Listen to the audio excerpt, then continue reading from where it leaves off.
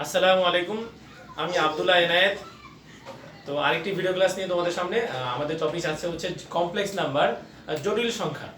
তো complex number জটিল সংখ্যার নাম শুনে অনেক তোমাদের মধ্যে একটা ভীত ভয় কাজ করে। আসলে কমপ্লেক্স নাম্বার খুবই সহজ, কি কত সহজ আজকে আমরা বুঝতে পারবো। তো চলো এই চ্যাপ্টার হচ্ছে আমরা আজকে থিওরি নিয়ে ডিসকাস করব। তো আশা করি থিওরি ক্লাস দুইটা বা একটা ক্লাসে আমি শেষ করে দিব। এর পরবর্তী ক্লাসগুলো হচ্ছে প্র্যাকটিস পর্ব হবে, তোমরা প্র্যাকটিস পর্বগুলো ফলো করলে আর আগে যদি তুমি থিওরিটা ভালো করে বুঝে নাও তাহলে একদম সহজ হবে। তাহলে চলো কমপ্লেক্স নাম্বার আসলে জিনিসটা কি আমরা এটা নিয়ে ডিসকাস করি। ধরো বিজ্ঞানী গাউস বিজ্ঞানী গাউস উনি হচ্ছে ফিজিক্সে ওনার অবদান আছে অনেক, এবং উনি একজন বড় গণিতবিদ গাউস। উনি বললেন যে প্রত্যেকটি বহুপদী সমীকরণে অন্তত একটা মূল থাকবে। তো চলো দেখি আমরা একটা বহুপদী সমীকরণ নেই, x² + 1, হ্যাঁ এগুলো 0, এটা একটা বহুপদী সমীকরণ, তাই না? তো এই সমীকরণের দেখো আমাদের মূল আছে কিনা। তো মূল আসে না, সে জাস্টিফাই জন্য আমরা যদি এটাকে 1 বসাই, দেখো আমরা যদি এখানে 1 বসাই তাহলে কত হয়, দেখো আমরা যদি এটা 1 বসাই তাহলে 1² + 1 0, তাই মিলে না। আমরা যদি -1 বসাই, দেখো -1, হ্যাঁ +1 নট ইকুয়াল 0। আলটিমেটলি দেখো এই সমীকরণ আমরা কোনো মানে বাস্তব কোনো রিয়াল কোনো রুট পাচ্ছি না বা সমাধান পাচ্ছি না। তাহলে আমরা কি করতে পারি দেখো, তো আমরা এটাকে যেটা করতে পারি দেখো, আমরা এটাকে এই ফর্ম নিতে পারি, x² = -1 দেন x ইকুয়াল হচ্ছে √−1। এটা আবার কি পাইলাম দেখো, আজীব একটা সংখ্যা। যদি তুমি এটা ক্যালকুলেটরে প্রেস করো যে সে তোমাকে বলে যে ম্যাথ এরর, তো ম্যাথ এরর এমন একটা জিনিস সেটা তুমি পেয়ে গেছো, ইন্টারেস্টিং জিনিস তুমি পেয়ে গেছো। তো এবার এটাকে ধরো সাইজ করতে হবে। তো বিজ্ঞানী গণিতবিদ ওয়েলার কি বলেন দেখো, ওয়েলার উনি বলেন ঠিক আছে এটা একটা সুন্দর জিনিস, এটা আমি কাজে লাগাতে পারি। উনি বলেন যে এইটার সমান সমান আমরা লিখতে পারি, ওয়েলার বলেন যে এইটার সমান সমান লিখতে পারি হচ্ছে i। তাহলে x একটা রুট কি পেয়ে গেলাম, তার একটা বীজ পেয়ে গেলাম বা রুট বা সলিউশন পেয়ে গেলাম, যাকে আমরা i দিয়ে রিপ্রেজেন্ট করতেছি। এই i জিনিসটা কি, তো এইটাই নিয়ে বিজ্ঞানী গবেষণা করতেছেন। অনেক সায়েন্টিস্ট অনেক কথা বলেছেন। তারপর সবচেয়ে বেশি এই কমপ্লেক্স নাম্বারের অবদান বেশি বিজ্ঞানী হ্যামিল্টন। ওনার অবদান অনেক বেশি, উনি অনেক ধরনের জটিল কমপ্লেক্স নাম্বার দিয়ে অনেক ধরনের থিওরি দিয়েছেন। তো এখন দেখো তাহলে আমরা এইটা নিয়ে কনসেপ্ট, এটা হলো বেসিক কনসেপ্ট, কমপ্লেক্স নাম্বারের বেসিক কনসেপ্ট হচ্ছে এইটা। তো এখন দেখো আমরা একটা এই ফর্মে যদি লিখি কমপ্লেক্স নাম্বার, i কিন্তু কমপ্লেক্স নাম্বার না, i হচ্ছে কি কমপ্লেক্স নাম্বার, ওকে। তো কমপ্লেক্স নাম্বারকে z দিয়ে রিপ্রেজেন্ট করা হয়, এটাকে যদি ধরো আমরা লিখি x + iy, বা এটা লেখে a + i of b, এই পুরোটুকু মিলে এটাকে বলা হয় একটা complex number. a + ib, i তোমরা দেখছো √, হচ্ছে i মানে কি √1, ওকে। তাহলে এখানে a হচ্ছে কি, এই পার্টটা হচ্ছে রিয়েল পার্ট, রিয়েল পার্ট বা বাস্তব অংশ।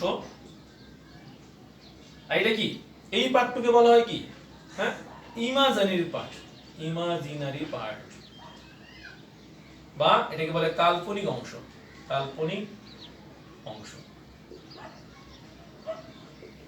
এই রিয়েল পার্ট আর ইমাজিনারি পার্ট, এই দুই পার্টের হ্যাঁ দুইটা মিলে হবে কি কমপ্লেক্স নাম্বার বা জেড। জেড হচ্ছে একটা কমপ্লেক্স নাম্বার বা জটিল সংখ্যা, যা কিনা দুইটা পার্ট নিয়ে গঠিত। তো এই দেখো এখন কোন যদি এমন হয় যে এই রিয়েল কমপ্লেক্স নাম্বার সেটকে আমরা হচ্ছে এইভাবে রিপ্রেজেন্ট করি, এটা complex number set, complex number সেটকে আমরা কি দিয়ে প্রকাশ করি, এইভাবে দিয়ে সি দিয়ে। এখন দেখো যে আমরা জানি আসলে প্রত্যেকটা রিয়েল নাম্বার অ্যাকচুয়ালি আসলে একটা কি কমপ্লেক্স নাম্বার। কিভাবে দেখো, তো আমরা এভাবে লিখতে পারি রিয়েল নাম্বার হচ্ছে সাবসেট অফ কি কমপ্লেক্স নাম্বার। যেমন দেখো তুমি যে রিয়েল নাম্বার বলতেছো, দেখো আমি একটা রিয়েল নাম্বার বলতেছি, রিয়েল নাম্বার 7, আসলে এটা কিন্তু কমপ্লেক্স নাম্বার একটা পার্ট। কিভাবে দেখো, আমি যদি এটাকে এইভাবে রিপ্রেজেন্ট করি, দেখো ধরো এটাকে আমি z বলি, z হচ্ছে কি কমপ্লেক্স নাম্বার, z সমান 7 প্লাস 0i।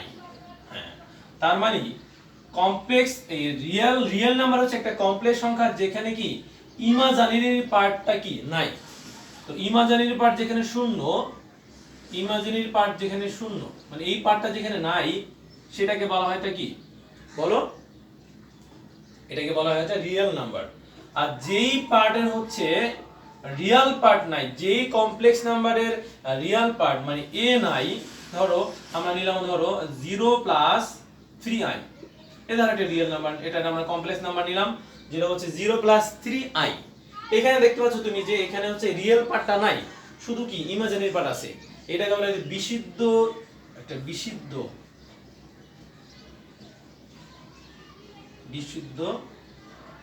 জটিল সংখ্যা। ঠিক আছে, বিশুদ্ধ জটিল সংখ্যা, বা আমরা বলতে পারি বিশুদ্ধ কাল্পনিক সংখ্যা বলতে পারি এটাকে, বিশুদ্ধ কি কাল্পনিক সংখ্যা বলতে পারি। ওকে, এখন দেখো আমরা তাহলে জটিল সংখ্যা আমরা বুঝতে পারলাম যে যা কিনা রুট ওভার i কে আমরা যে কিছু লিখতে পারতেছিলাম না, ওটাকে আমরা i দিয়ে রিপ্রেজেন্ট করলাম। এটা হচ্ছে আমাদের জটিল সংখ্যার ফান্ডামেন্টাল কনসেপ্ট। এখন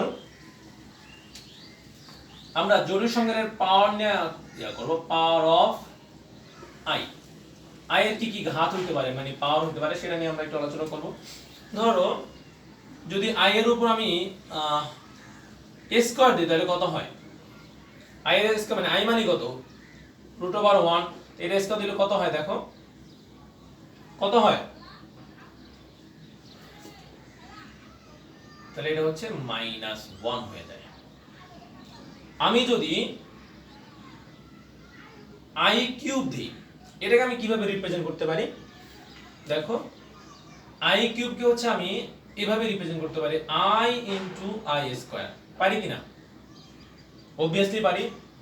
তো আমি যদি এটাকে i ইনটু i স্কয়ার দিয়ে রিপ্রেজেন্ট করতে পারি, তাহলে i হচ্ছে কি রুট ওভার 1 আর i স্কয়ার কি দেখো -1, আবার এইটা মানে কি দেখো i আর -1, দ্যাট মিন্স হচ্ছে -i।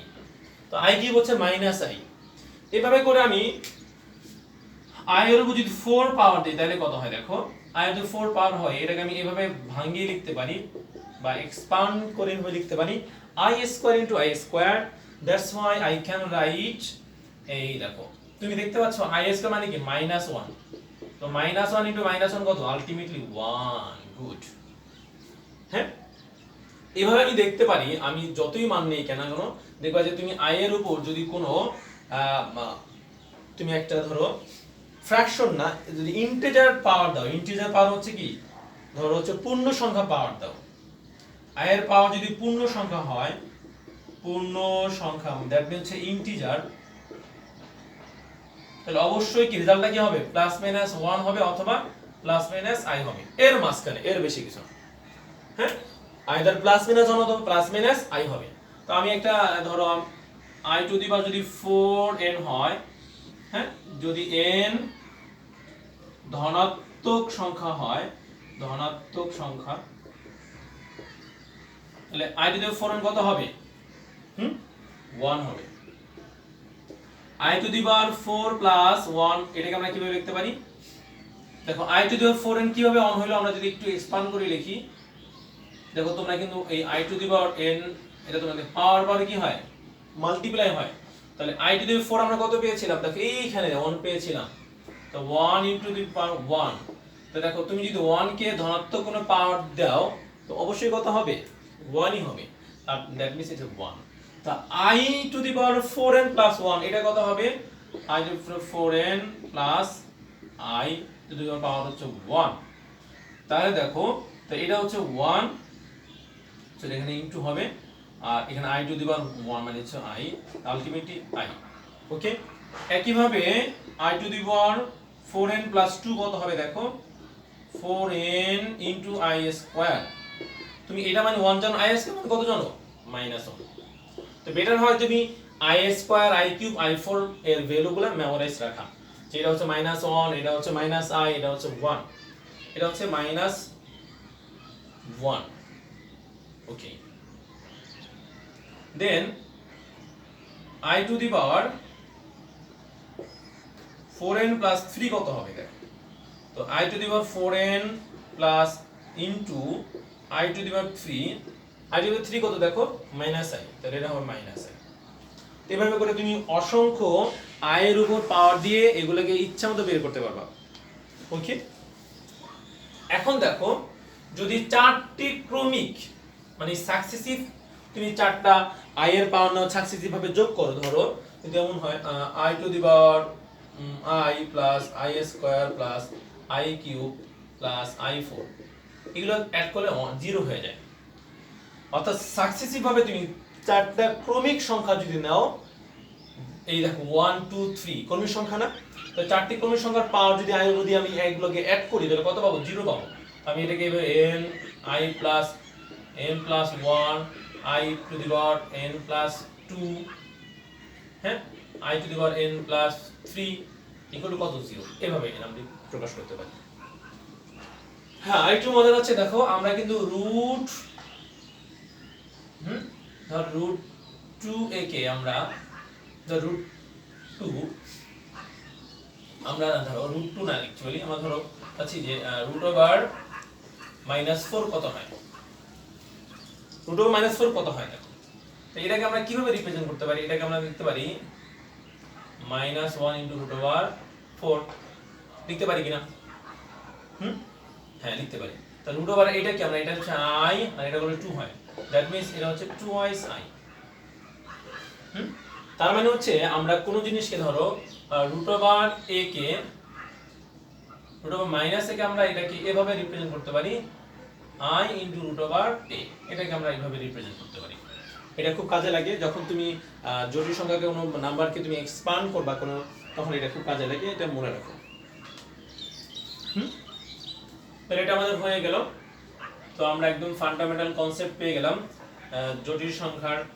এখন হচ্ছে আমরা এই একটা কমপ্লেক্স নাম্বারকে আমরা এটা চেহারা কেমন হবে, এটাকে বাস্তব একটা রূপ দিব, বাস্তব মানে এটা ফিগার দিব, জিওমেট্রিক্যাল শেপে কেমন হবে, দ্যাট মিন্স জিওমেট্রিক্যাল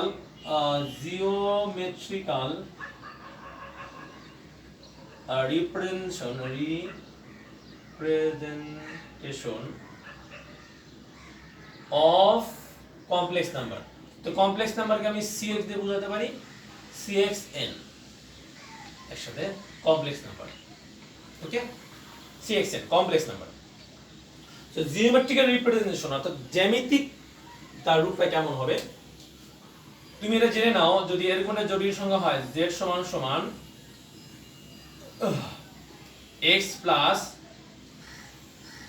3i, এটা একটা জটিল সংখ্যা যদি হয়, তো এটাকে আসলে গ্রাফ পেপারে এটাকে ধরা হয়, এই পয়েন্টটা হচ্ছে ধরো z1 ধরি, z1 হচ্ছে এটা হবে 1,3, এই পয়েন্টটা মানে এই একটা কমপ্লেক্স নাম্বারের তোমার জ্যামিতিক বিন্দুটাকে ধরা হয় 1,3। তাহলে আমরা 1,3 কোণা ধরতে পারবো, ধরো আমরা ধরতে পারবো হচ্ছে 1,3, ধরো এটা 1 ঘর 2 ঘর 3 ঘর, এই 1 2 3, এটা হচ্ছে আমাদের সেই বিন্দুটা। তো এটা হচ্ছে z to the equal to হচ্ছে x প্লাস 3i, এই পয়েন্টটা হচ্ছে এটা এখানে, ওকে। আমরা যদি অরিজিন থেকে অ্যাড করতে পারি তাও সমস্যা নেই। আবার ধরো আমরা যদি একটা পয়েন্ট নেই যেটা হচ্ছে z2, এটা কমপ্লেক্স নাম্বার নেই, ধরো z2 সমান সমান -4 3i, এটা কোথায় হবে, তো এই একটা কমপ্লেক্স নাম্বারের প্রতিরূপী মানে করেসপন্ডিং পয়েন্টটাকে ধরা হয় এই পয়েন্টটাকে -4, -3। এটা কোথায় আছে দেখো, খুব সিম্পলি প্রথমে আমি লেফট সাইডে যাব 1 2 3 4, আবার আমি কি ডাউনের দিকে যাব 1 2 3, এই পয়েন্টটা, তাহলে এই পয়েন্ট হচ্ছে আমাদের z2 পয়েন্ট, -4 -3। তো এইভাবে করে এনি কমপ্লেক্স নাম্বারকে তুমি জিওমেট্রিক্যাল শেপ দিতে পারবা। তো আশা করি তুমি বুঝতে পারছো। এবার হচ্ছে আমরা কমপ্লেক্স নাম্বারের মডুলাস আর পরম মান নিয়ে আমরা ডিসকাস করব। তো মডুলাস এটাকে বলা হয় অ্যাবসলিউট মান বা পরম মান। ওকে, এবং আর্গুমেন্ট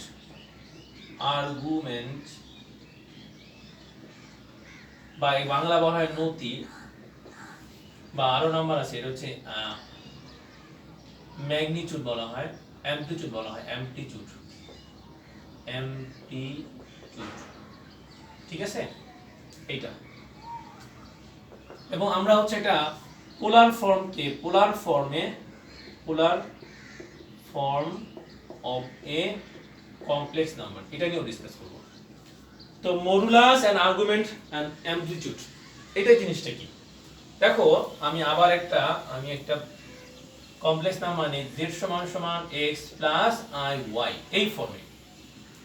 তো এটাকে আমি এখানে কিভাবে প্রয়োগ করতে পারবো? ধরো p একটা পয়েন্ট, এটা ধরো এই এতটুকু, এটা হচ্ছে আমাদের p বিন্দু, এটা হচ্ছে আমাদের x y, এবং এতটুকু হচ্ছে আমাদের x, এতটুকু কি পয়েন্ট। ওকে, তো এইটাকে আমরা, এটা যদি থিটা হয় তো এটা কি r না? তো এটা পোলার ফর্মে আমরা কিভাবে দেখো যে আমরা রিপ্রেজেন্ট করতে পারি, যদি এটা আমরা নাম দিয়ে দিই p, এটা o, এটা n, আমরা কিভাবে লিখতে পারি? তার মানে আমি লিখতে পারি r সমান সমান √x² + y²। Can I right?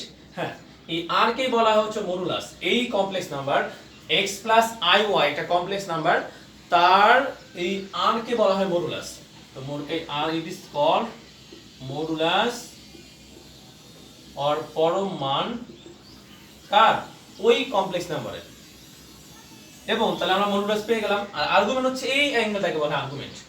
এই যে একটা অ্যাঙ্গেল, হ্যাঁ, ওই পয়েন্টে কোথায় আছে, x অক্ষের সাথে কত অ্যাঙ্গেলে আছে, সেই পয়েন্টটাকে বলা হয় হচ্ছে আর্গুমেন্ট বা নতি। তা আর্গুমেন্ট আমরা এইভাবে রিপ্রেজেন্ট করি, a আর g, argument of z equal to হবে, দেখো ফর্মুলা হচ্ছে tan inverse y by x। Okay, দেখো আমি এটাকে একটু এক্সপ্লেইন করতে যাচ্ছি। তুমি দেখো আমি কি লিখতে পারি, আই ক্যান রাইট x সমান সমান আমি কি লিখতে পারি, দেখো x সমান সমান লিখতে পারি না on, আবার y সমান সমান কি লিখতে পারি pn, তাই না? তো এই on কে দেখো আমি যদি এই r এর সাহায্যে বা r এর মাধ্যমে রিপ্রেজেন্ট করতে যাই তাহলে কি লিখতে পারবো? তুমি এটাকে ট্রায়াঙ্গেল কনসিডার করো, যেখানে দেখো on কি বেস, pn কি পারপেন্ডিকুলার, আর op কি হাইপোটেনিয়াস। তাহলে তুমি এখানে কি বের করতে পারো? অর্থাৎ op হচ্ছে আমাদের অতিভুজ।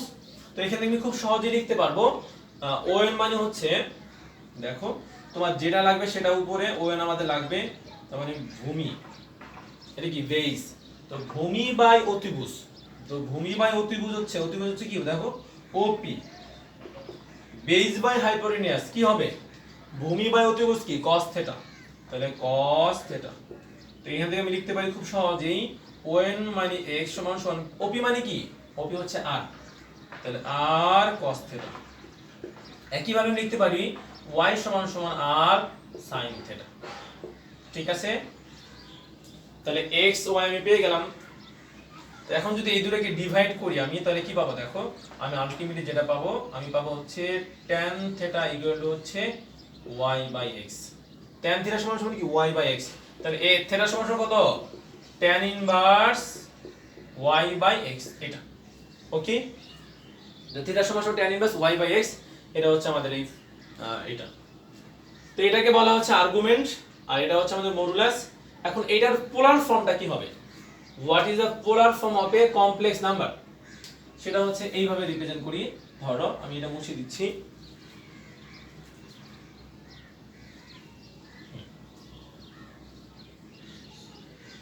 একটা কমপ্লেক্স নাম্বারকে কিভাবে আমরা পোলার শেপ দিতে পারি? তো পোলার শেপে দিলে হচ্ছে z ইকুয়াল টু হবে i, দেখো z তুমি কি লিখছিলা, x প্লাস i y লিখছিলা না? তো x এর মান তুমি কি পাইছো? দেখো r cos θ পেয়েছো, তাহলে r cos θ প্লাস y এর মান কি পেয়েছো? দেখো এখান থেকে r sin থিটা।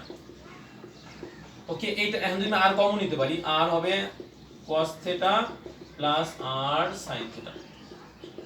এটাই কিন্তু কি এইভাবে প্রকাশ করাই হচ্ছে কি তোমার একটা কমপ্লেক্স নাম্বারের পোলার ফর্মে রিপ্রেজেন্ট করা। এখন দেখো তুমি কিন্তু ছোট্টবেলায় একটা সূত্র পড়েছো, e two the power i theta equal আমরা কি লিখতে পারি বলো তো? e টু দি i লিখতে পারি cos theta plus r i sin theta. তো e two the power i থিটাকে আমরা এইভাবে লিখতে পারি, তো এটা লিখতে পারি, এইটাকে আমরা দুইভাবে ভাঙায় লিখি r two the power e two the power i theta, এভাবে লিখতে পারি অ্যাকর্ডিং দিস ফর্মুলা। তাহলে এখন দেখো কথা হচ্ছে এটা খুব সহজে মনে হইলো, এখন হচ্ছে আর্গুমেন্ট নিয়ে একটু কথা আছে, আর্গুমেন্ট নিয়ে আমাদের অনেক কথা আছে। তো চলো আর্গুমেন্ট আমি সব মুছে দিচ্ছি। মডুলাস নিয়ে আমাদের কোনো বেশি কথা নাই, একদম সহজ formula √x² + y²। But argument নিয়ে কথা আছে বা অ্যামপ্লিটিউড নিয়ে কথা আছে, সেটা কি দেখো। আমরা কিন্তু এটা লিখছিলাম z = তাই ধরো z1। এখন দেখো আমাদের এই পয়েন্টটা কিন্তু সবসময় যে প্রথম চতুর্ভুজে থাকবে এমন কোনো কথা নাই, এটা কিন্তু যে কোনো কোয়াড্রেন্টে থাকতে পারে, তাই তো? তাহলে আমি একটা বড় একটা ফিগার আঁকি, দেখো। তাহলে আমি চারটা কমপ্লেক্স নাম্বার নিচ্ছি x + iy, এটা হচ্ছে এই চতুর্ভাগে পড়বে। z2 হচ্ছে এটা বামে যাবে মাইনাস প্লাস iy, z3 হচ্ছে মাইনাস আবার মাইনাস, তাই তো? তাহলে মাইনাস মাইনাস এরকম হবে। আর z4 হবে হচ্ছে প্রথমে পজিটিভ পরে মাইনাস, তাই তো? এখন দেখো তোমার যদি কমপ্লেক্স নাম্বার এইভাবে চার ধরনের ফর্মে দেওয়া থাকে, তাহলে ওগুলার আর্গুমেন্ট হবে চার ধরনের। যদি তোমার এই চতুর্ভাগে হয়, অর্থাৎ কমপ্লেক্স নাম্বার যদি এই ধরনের শেপের হয়, অর্থাৎ তোমার রিয়েল পার্ট এবং হচ্ছে ইমাজিনারি পার্ট দুইটাই কি পজিটিভ হয়, নেই কোনো মাইনাস না থাকে, তখন হচ্ছে আর্গুমেন্ট হবে tan θ inverse tan inverse y/x, এটা। বাট যদি তোমার এখানে চলে আসে, এখানে সেটা ফর্মুলা কি হবে দেখো, পাই মাইনাস tan ইনভার্স y/x। কেন দেখো, পাই মাইনাস tan ইনভার্স সামথিং যদি দাও, তাহলে সেটা কোন চতুর্ভাগে নির্দেশ করবে? অবশ্যই দ্বিতীয় চতুর্ভাগে নির্দেশ করবে, তাই এটা হচ্ছে এরকম অ্যানসার হবে। আর এটার অ্যাঙ্গেলটা কেমন হবে দেখো, থিটা হবে tan ইনভার্স, সরি এটা হবে জাস্ট এটা অপোজিট। দেখো এটা ছিল কি পাই মাইনাস tan ইনভার্স y/x, তো এটা হবে হচ্ছে মাইনাস পাই প্লাস tan ইনভার্স y/x। আর এটা কি হবে, এটা খুব সিম্পল, এটা হচ্ছে আগে একটা মাইনাস হয়ে যাবে, তো এটার আর্গুমেন্ট হবে এরকম মাইনাস tan ইনভার্স y/x। ওকে, অর্থাৎ তোমার যদি যে কমপ্লেক্স নাম্বার দেওয়া থাকে যদি এই ফরম্যাটে হয়, ধরো তোমাকে বলা হলো, আমি একটা एग्जांपल দিয়ে দিই, z3 ধরো এরকম যদি হয় 8 - 4i, তখন ওইটাকে এইভাবে করতে হবে। আর যদি দেওয়া থাকে ধরো z3 না এটা z4, আর z3 ধরো দেওয়া থাকে 8 - 8 - 4, তখন এই ফর্মুলা করতে হবে।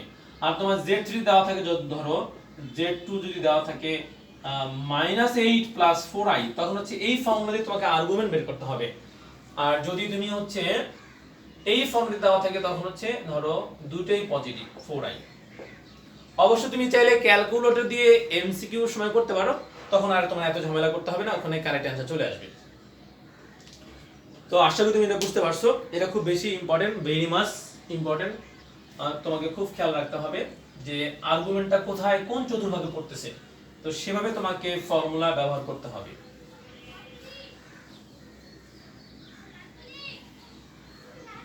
তো আজকে এই পর্যন্তই, ভালো থাকো, আসসালামু আলাইকুম। এরপরে ভিডিও হবে এই থিওরি 2, অর্থাৎ কমপ্লেক্স নাম্বার থিওরি 2 তে হচ্ছে আমি এরপরে লেকচারে ডিসকাস করব। তো ভালো থাকো, আসসালামু আলাইকুম, থ্যাঙ্কস এ লট।